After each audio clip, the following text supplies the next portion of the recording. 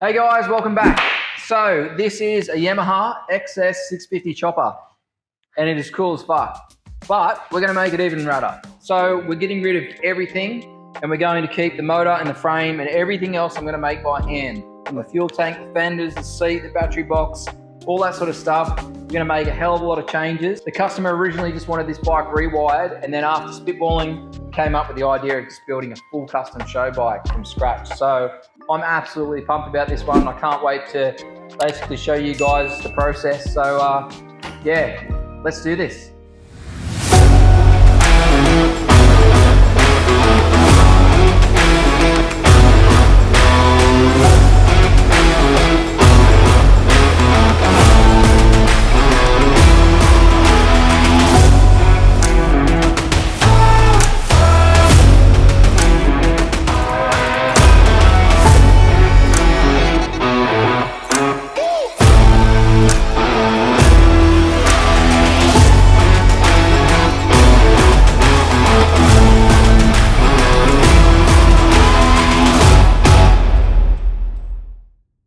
Exhaust is all bent up now.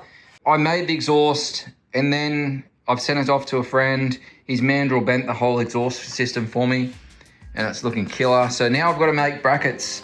Now I don't want these brackets to be visible, as in have them mounted up the top here where you can see them super easy. So I want to try and hide these as best as I can. Obviously you're going to see them, but I'm going to try and hide them underneath the bike so they'll sort of come across from this one here to here. And then up the top here, I'm gonna get laser cut a piece basically with two holes in it, and it'll slide over and it'll hold them both in place so they don't wobble. The sissy bar will sit probably about 100 mil away and come up higher than the exhaust so we can have a tail light at the top. Tires are all fit up now, looking killer. And we've got this back wheel on now, all mocked up.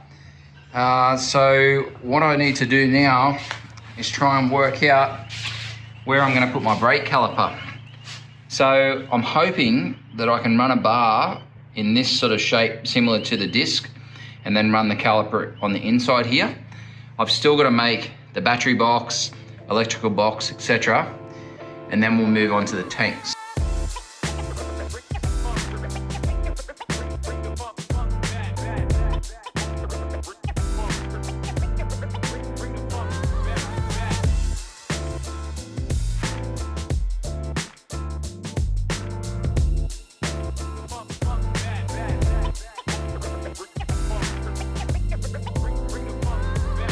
With the handlebars, up underneath here, there's an indentation on a Harley for the switch block to go to, and then the wires run up through this hole. Well, we're going to do things a bit different because I'm putting on a internal throttle tube. So what I've had to do is cut that section here completely out, and then I'm using this other piece here.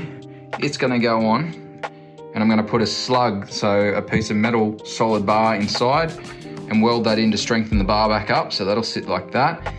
And then as you can see, this bar's short. The reason for that is in this end, we're going to put our internal throttle tube.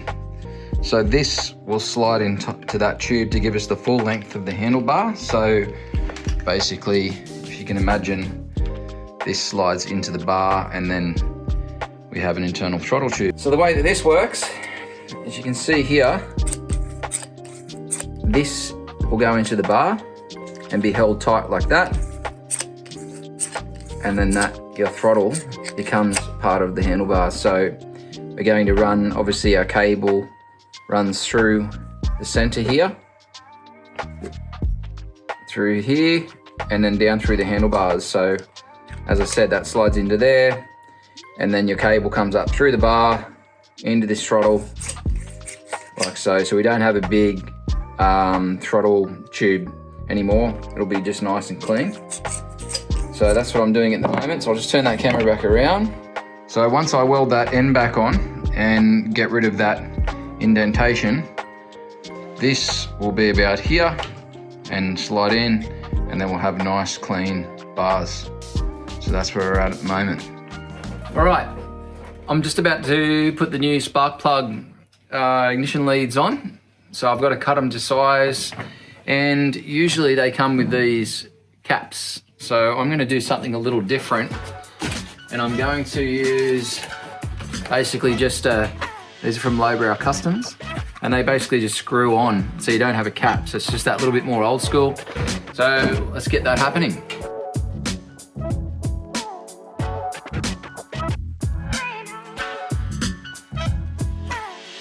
Okay, I have shortened the leaf spring that I got that's for a trailer.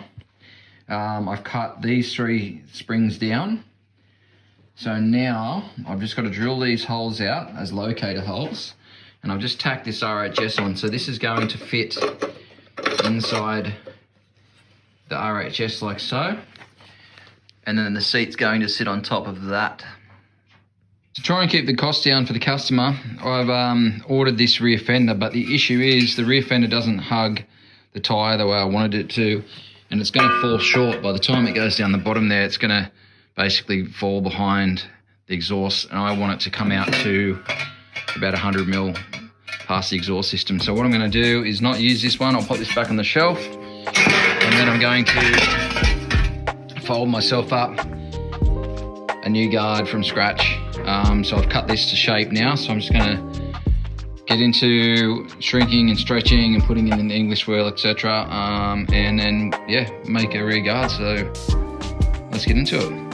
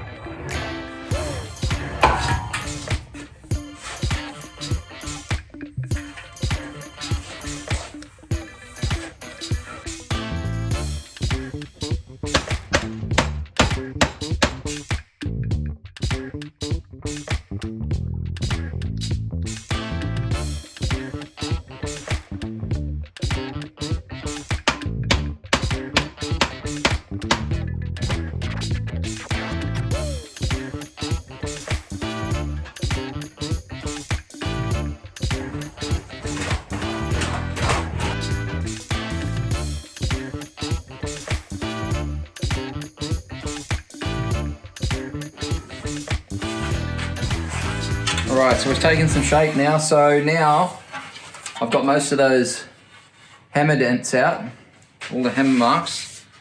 Now I've got to get this thing bent back into the shape of a fender basically. So I'll put it in the strinker now and I'll shrink these edges, and that's going to pull it around and give it some shape. And then we'll have to put it back through the English wheel and maybe hammer it again to try and get this shape in through the center, because we've flattened it out a bit.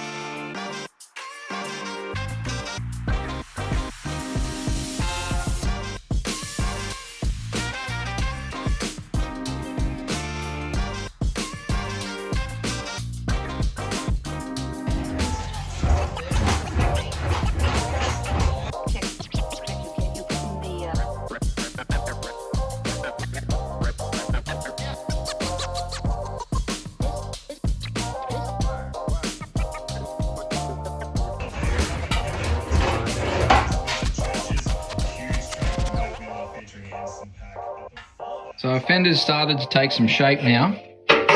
So it's actually starting to look like a Fender.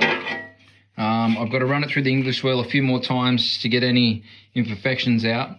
And what I usually do is run steel rod on the inside and weld it, and then fold this over, the edges over. I do that if we're running a king and queen seat to make it a lot stronger. But in this circumstance, we're running a solo seat on the leaf spring, as you can see. So this has still got a ton of strength in it. If we put it on the ground, it's rock solid. It's not going anywhere. So it's basically almost at the right shape of the tyre. So that'll hug on there nicely. So I've just got to clean up the edges and then throw it on the bead roller, run a few beads through there, and then she'll be good to start mounting up with our mounting brackets and stuff. So we're getting there. All right, guys, so we've got our Fender almost finished. Like we said, we need to make our mounts for our Fender and mount our rear brake caliper, which we'll do in our next episode, along with a few other things, like potentially we're going to tackle reshaping our tank and making our seat, etc. So thank you for watching. We really appreciate it, and a huge shout out to King Chrome Tools for hooking us up with all our tools for this video. Now also, don't forget to like and subscribe to see more of this build process and all of our future builds. We appreciate all the support, guys. You are the best. If you need a bike custom built by us, we can build it, design it, and more. So hit us up by jumping onto our website, send us a message via email, and we'll get back to you as soon as possible. Thanks again for watching, guys. We appreciate the support.